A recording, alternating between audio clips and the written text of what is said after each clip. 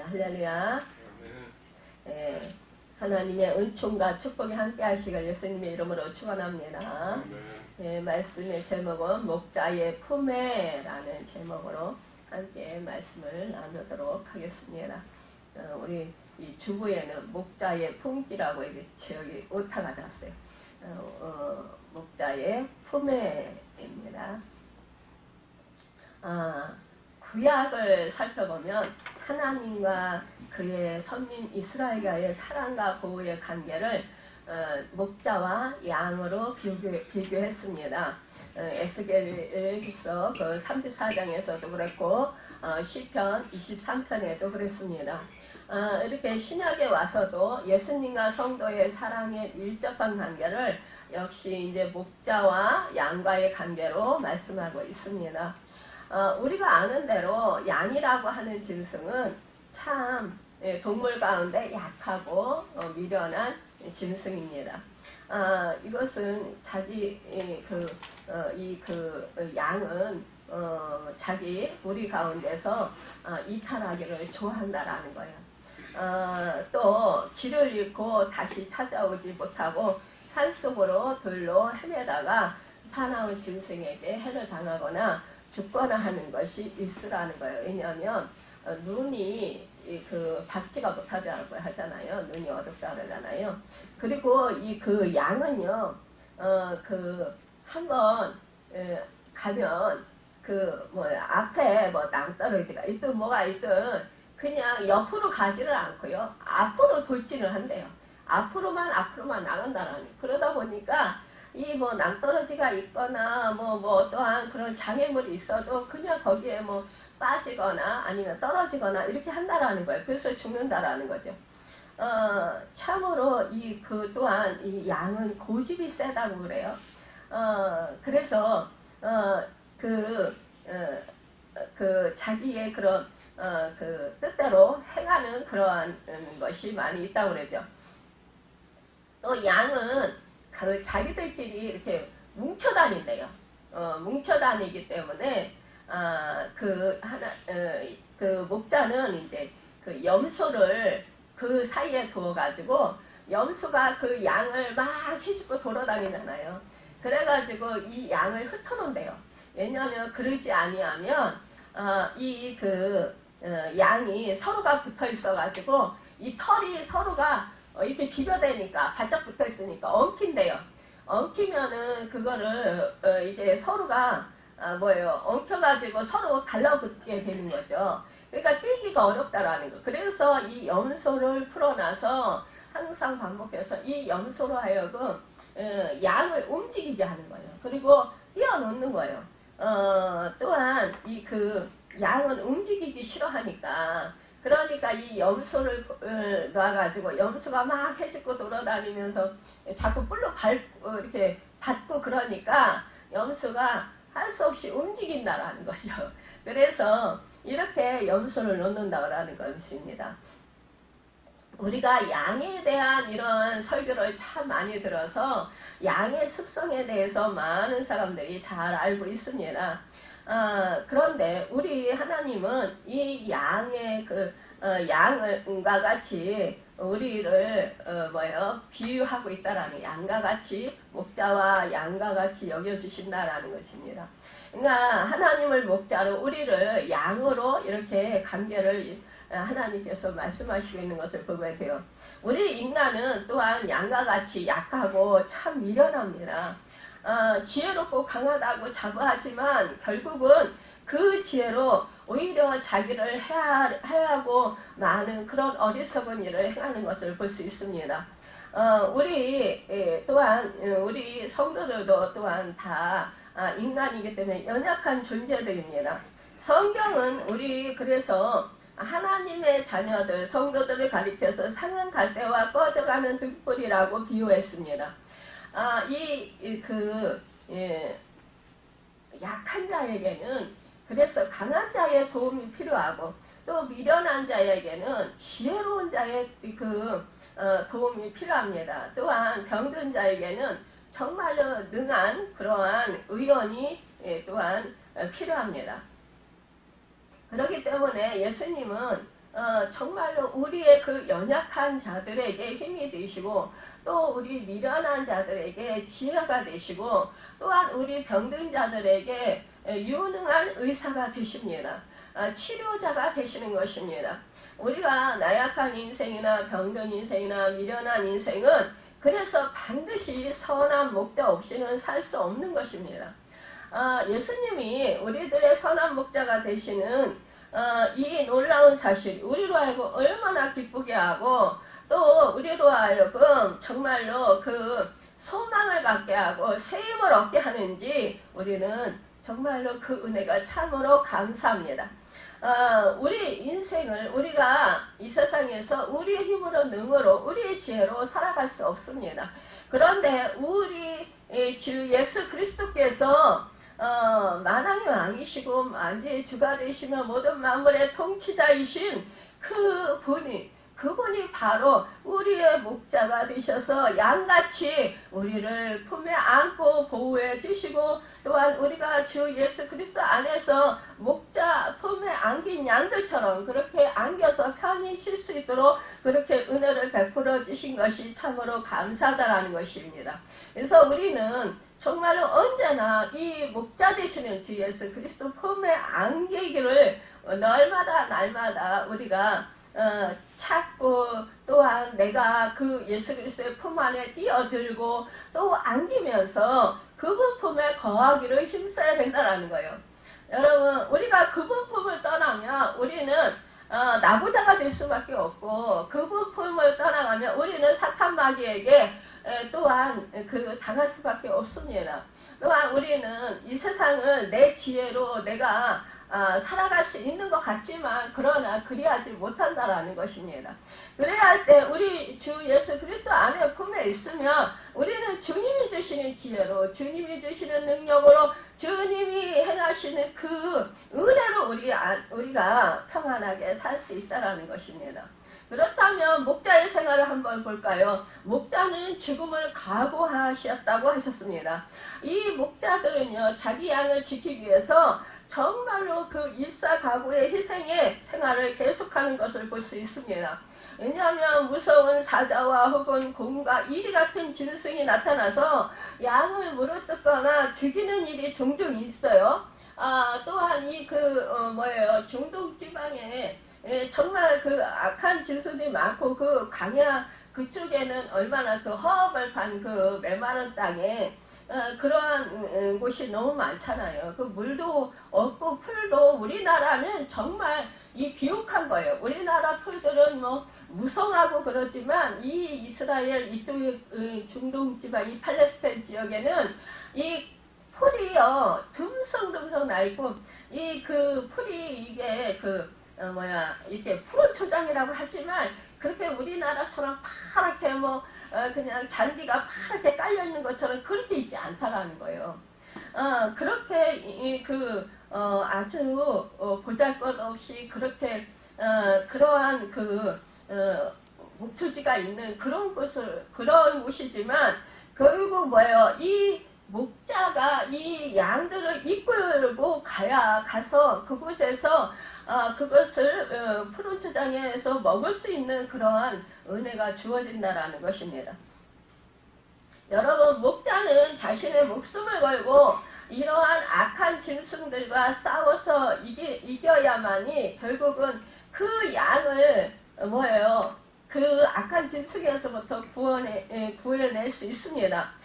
다윗의 경우가 뭐입니까? 다윗은 정말로 수고하고 밤잠 못 자고 그렇지만 아버지의 양을 지키고 또 양을 돌봤어요.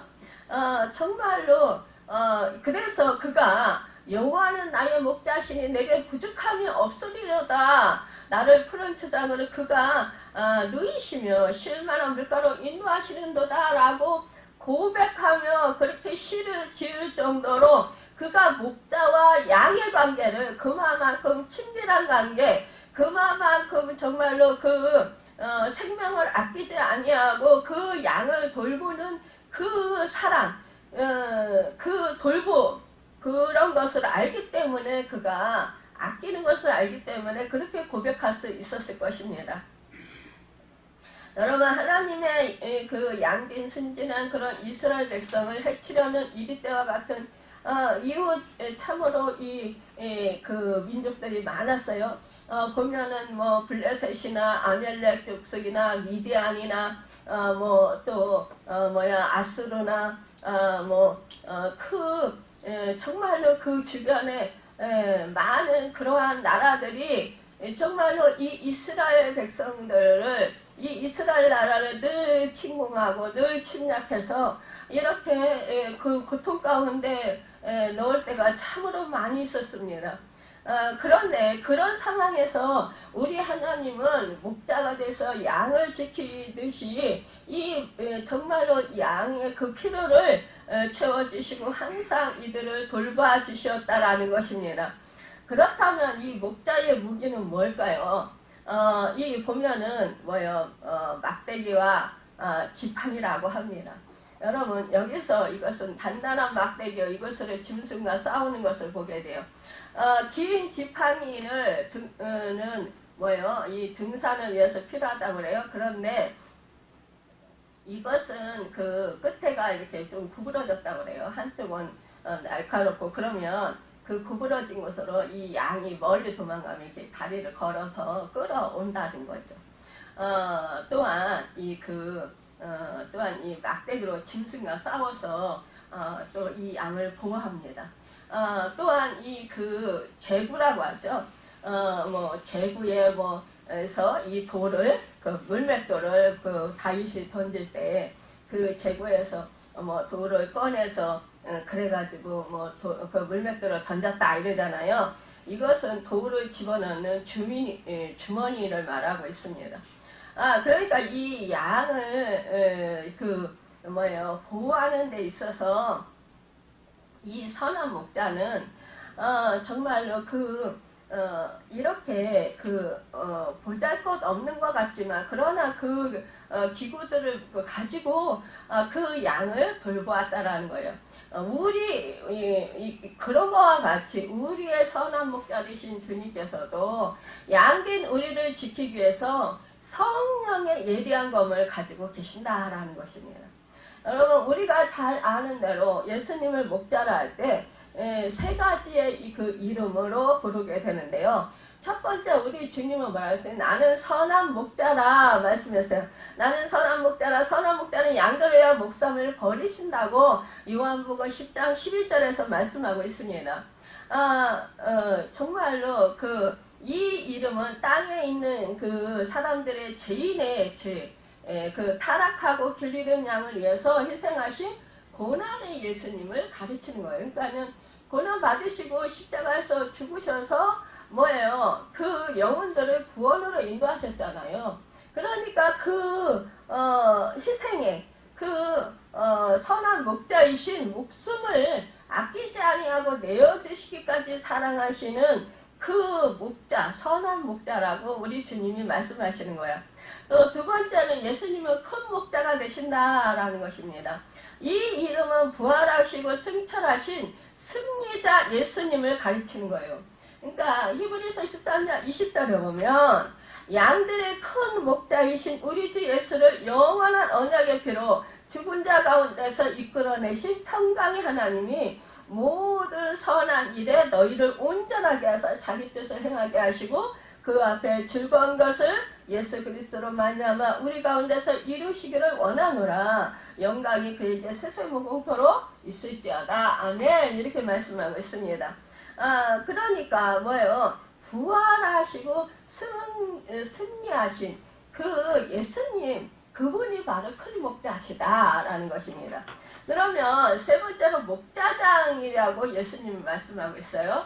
그러니까 재림하셔서 심판하시는 예수님을 가리키는 이름입니다.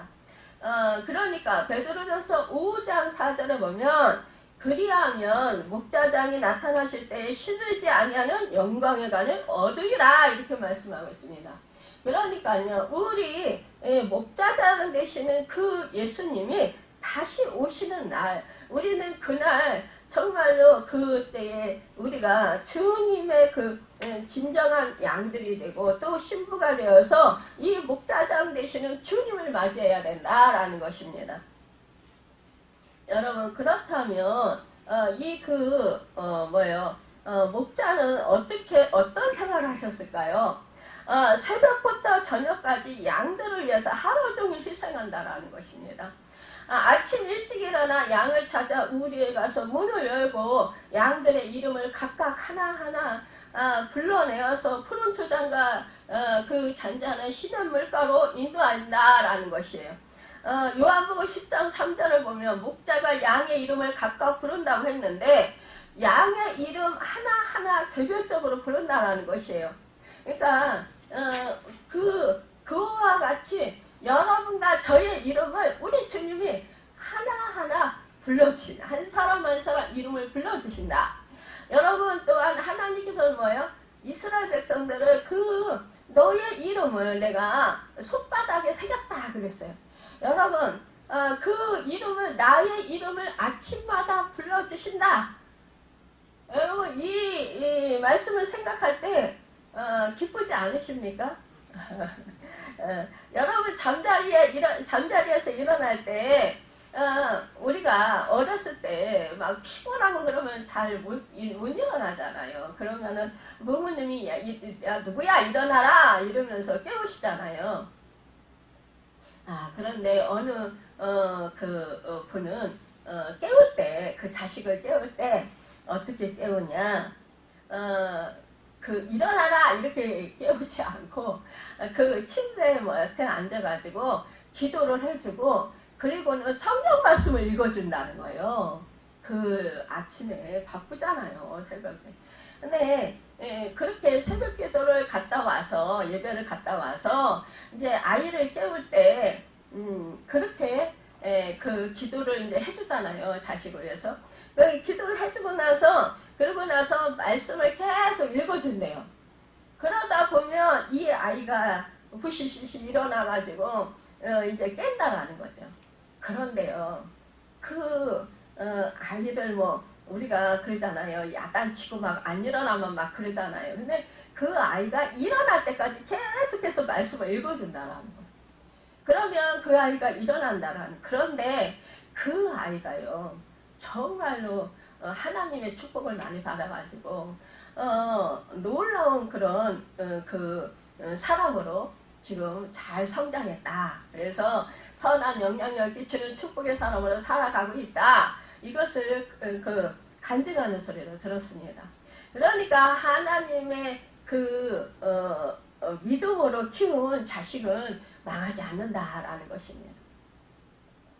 여러분 우리가 참 마음이 급해서 새벽에 바쁘고 아침 시간 얼마나 바빠요. 그러니까 마음이 급해서 막 누구야 빨리 일어나 막 이러면서 우리가 재촉하고 막 야단을 치고 막 이불을 걷어 대키고 막 그러지만 그러나 그거를 떠나서 하나님께 맡기고 기도하고 맡기면서 하나님의 말씀을 들려준다면 참 그 영성이 너무너무 좋아질 것 같아요. 제가 듣기에도.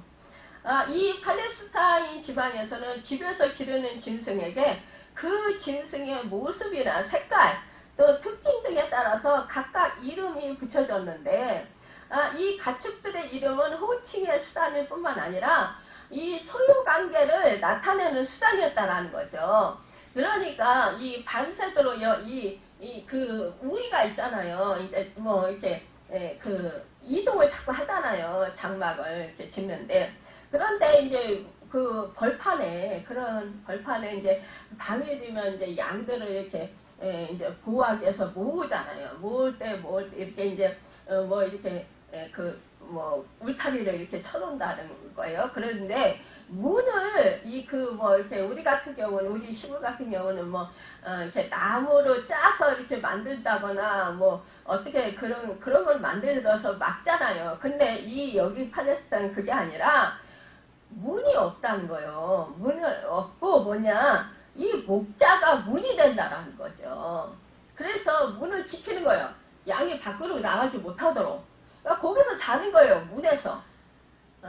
그러니까 밤새도록 이 양을 지키는 거예요.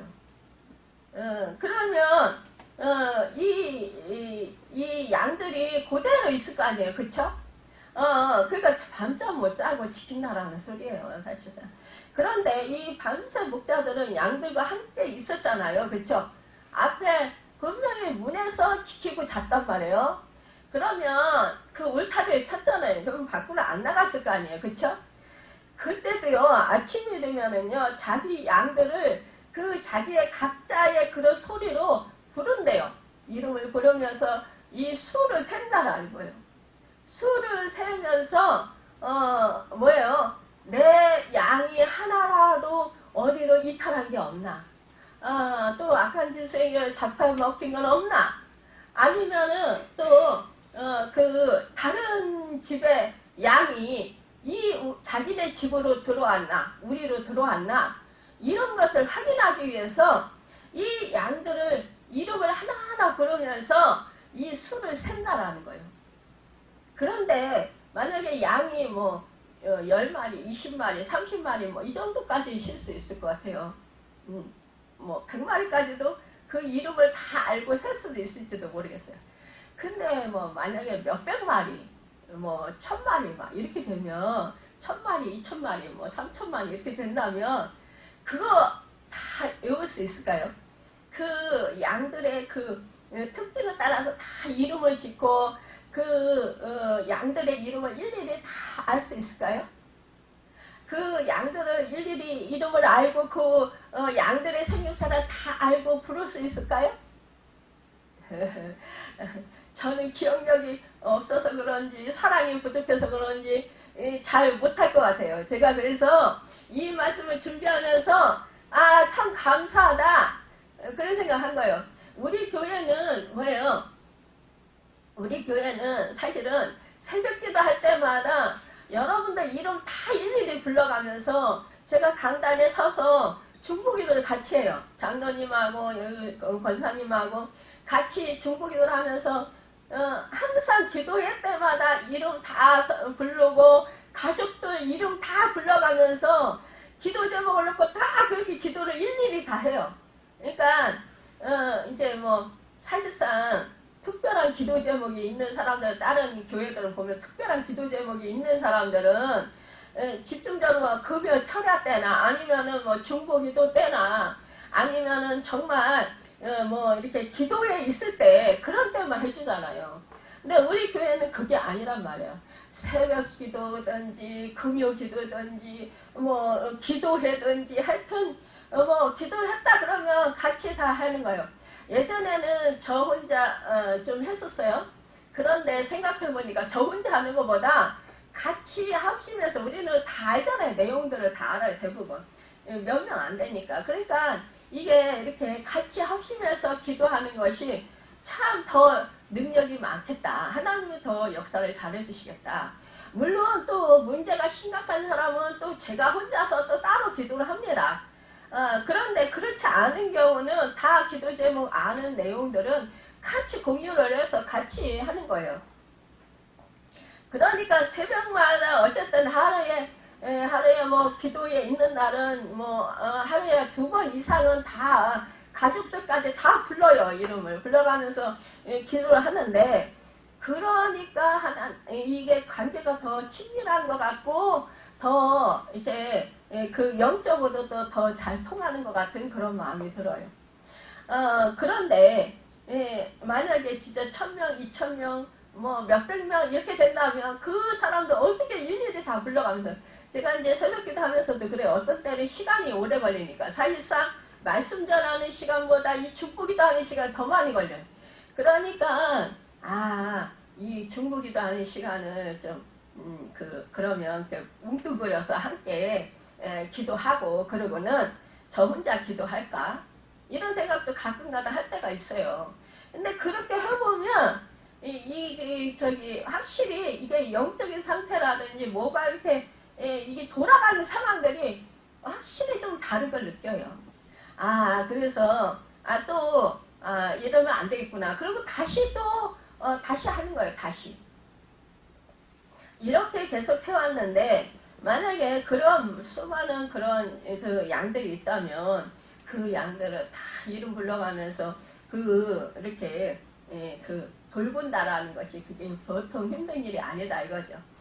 그래서 저는 제 그릇이 요만큼밖에 안 되니까 이렇게 보내주시는구나. 그러면서 그냥 감사했어요. 여러분 사실상 뭐예요?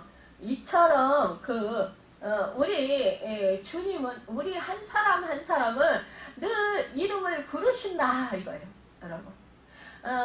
그러니까 야곱을 부르듯이 뭐 아브라함을 부르듯이 요셉을 부르듯이 뭐 이삭을 부르듯이 우리를 불러주신다라는 거예요, 여러분.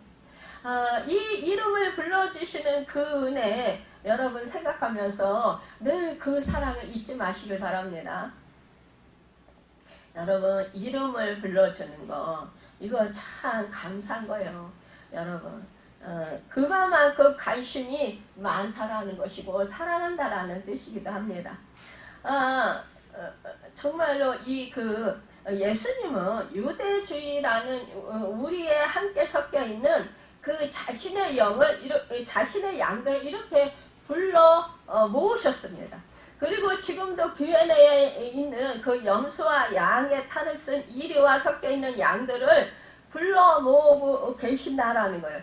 정말로 정말에 불러서 모으는 일이 이제 결국은 끝나게 될 것이다 라는 것입니다. 또한 이 목자를 따르는 삶을 가지는데 오늘날 이제 호주에서는 수많은 양떼들을 뒤에서 몰아내는 방법을 쓰고 있다고 합니다.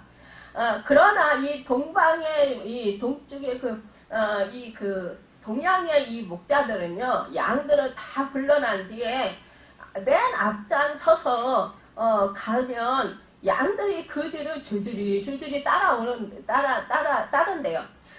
그래서 푸른 초장까지 인도를 받게 되는 것이라는 것입니다. 여러분은 누구를 따라야 되겠습니까? 이 캄캄한 인생길을 홀로 걸어갈 자신이 있을까요? 우리가 정말로 우리 인생을 앞에 아무것도 우리는 예측할 길이 없습니다. 앞날에 대해서. 그런데 이럴 때 우리는 정말로 우리를 인도하시는, 앞서가면서 우리를 인도하시는 우리 주 선한 목자 되시는 우리 주 예수 그리스도 그분을 따라가는 삶을 살아야 된다는 것입니다. 예수님은요, 나를 따르라고 말씀하셨어요. 주님을 따를 때 우리는 곁길로 나아가지 않고 또한 신앙의 올바른 길로 살도록 붙들어 인도해 주신다라는 것입니다. 목자를 따르는 삶은 목자의 모습을 본받는 삶이고 목자의 그 인격을 닮아가는 것입니다. 그러니까 그 예수님의 그 삶을 우리가 정말로 모범을 보이셨잖아요. 그렇기 때문에 우리는 그분의 그 뒤를 따라가는 사람들이 될 수 있어야 된다는 거죠. 여러분, 우리는 이러한 정말로 참된 이 목자, 이분을 따르는 삶을 살아가는 여러분과 제가 되길 바랍니다. 이 무더운 여름철 수주일 동안 이제 시냇가에 이렇게 먹고 자면서 양들을 살찌우는데 이때 정말로 이 집과 또 정말로 처자를 떠나서 외롭게 광야 생활하는 것은 양을 위한 희생이다라는 것을 볼 수 있습니다. 양을 사랑하는 목자의 또한 즐거움이기도 합니다. 여러분, 수주일을 지난 후 아무 사고 없이 집으로 돌아와서 너무 기뻐서 동네 사람들을 모아놓고 큰 잔치를 베풀면서 함께 기뻐하는데, 여러분, 목자들은 양을 먹이고 치는 희생의 생활을 최고의 보람으로 여기거니와 1년에 제일 기쁘고 보람 있는 때는 언제일까요? 양이요, 털을 깎을 때요. 여러분, 털이 많을수록 그 목자에게는 큰 재산이 돼요. 그쵸? 털이 곱고 많고 그러면 진짜 목자에게는 기쁨일 것입니다. 이 털을 수출도 하고 실을 만들어 털옷을 짜 팔면 많은 돈이 됩니다. 그러니까 털을 깎을 때 양은 그런데 영문도 모르고 여러분 울면서 소리 지르면 울면서 정말로 보기에도 애처로워 보이는데 이때요 이 목자는요 양이 울고 있으면요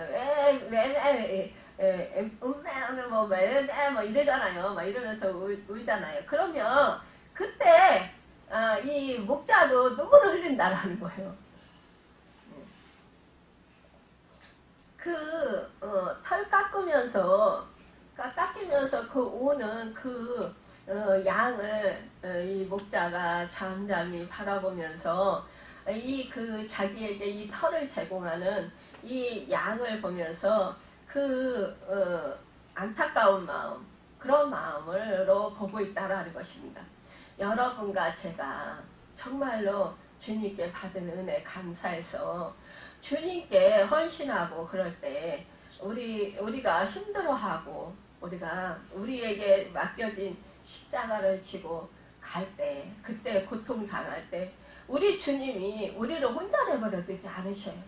우리와 함께 동행하시면서 우리를 품에 안고 우리로 하여금 그 사명을 십자가를 다 질 수 있도록 도와주시고 함께 우리가 아파하고 그 십자가 지기 힘들어서 고통스러워할 때 함께 우리 주님도 아파하고 힘들어하면서 그러면서 우리를 위로해 주시길 원하신다라는 것입니다.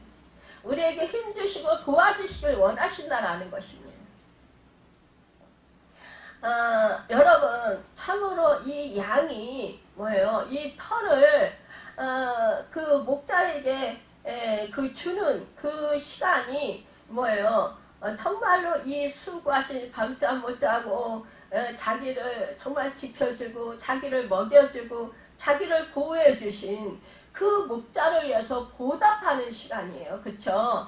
이렇게 목자와 양과의 끊을 수 없는 사랑의 관계를 잘 아시는 예수님께서 친히 나는 선한 목자라 이렇게 말씀하시면서 뭐예요? 먼저 우리 주님이 목숨을 대속물로 주셨잖아요. 희생을 하셨다라는 거예요.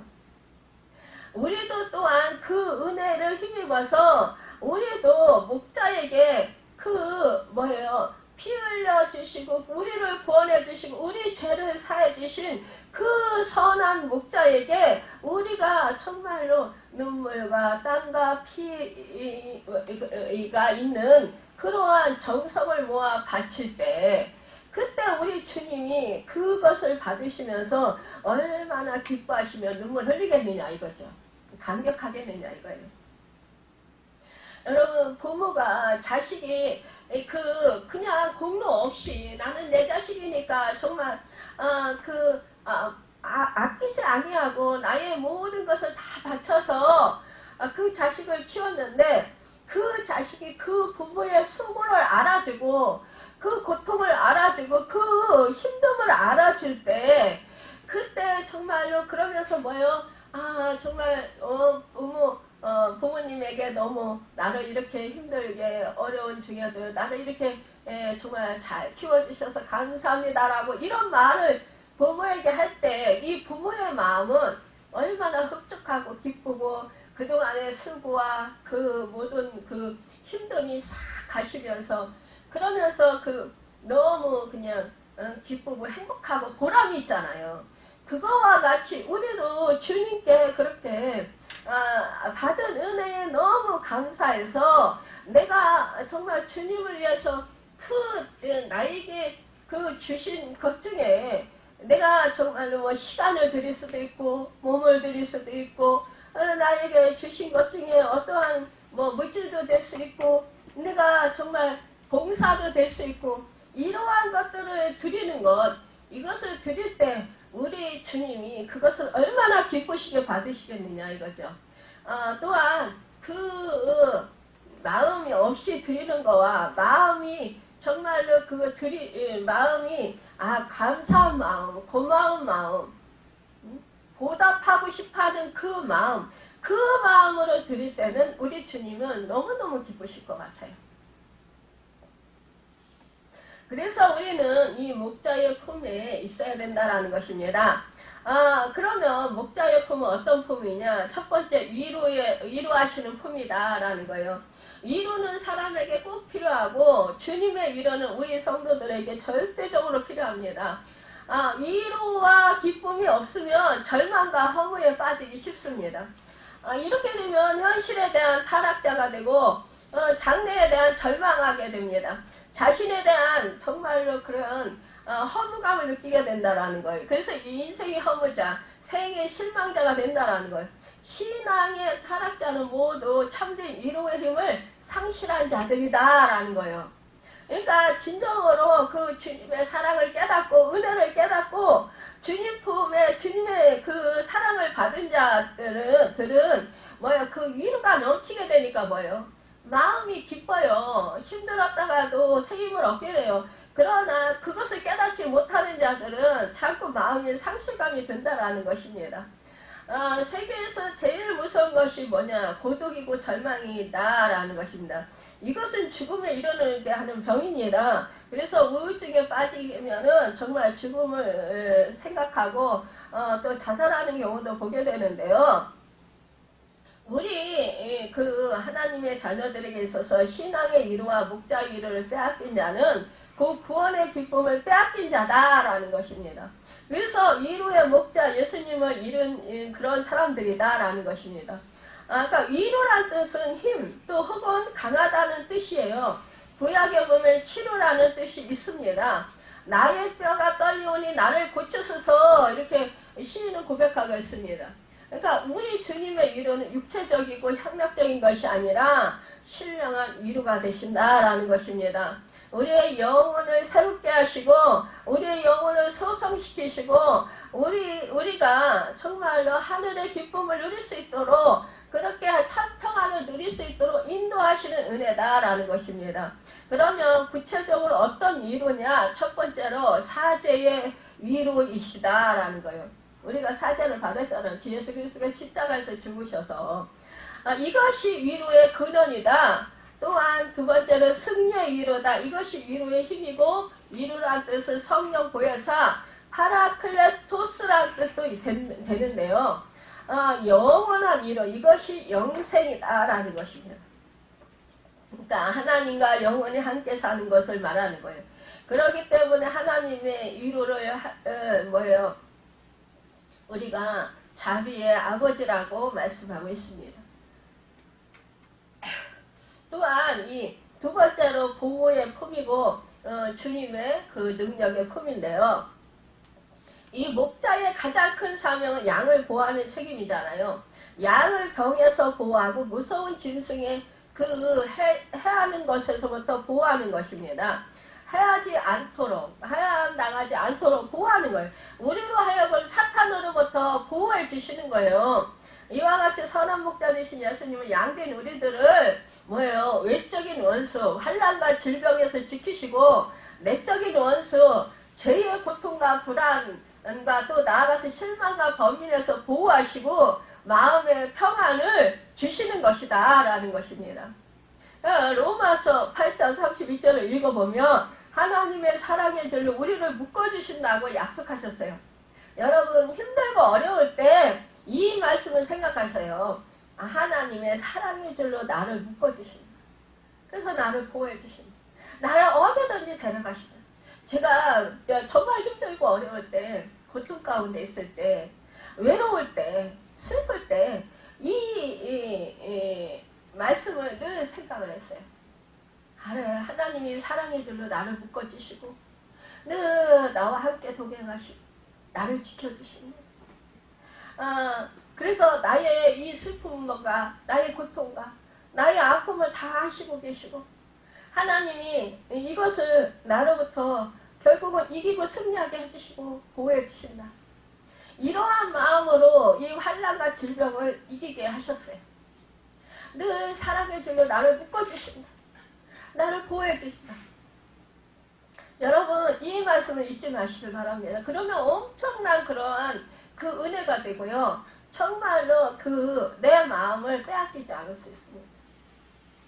요한복음 10장 28절을 보면 나의 손에서 빼앗을 자가 없다고 말씀했습니다. 누가복음 21장 18절을 보면 우리의 머리를 하나라도 상하지 않게 하시겠다고 말씀했어요. 이뿐 아니라 너희는 세상에서 환난을 당하라 담대하라 내가 세상을 이겨노라 이렇게 말씀했습니다.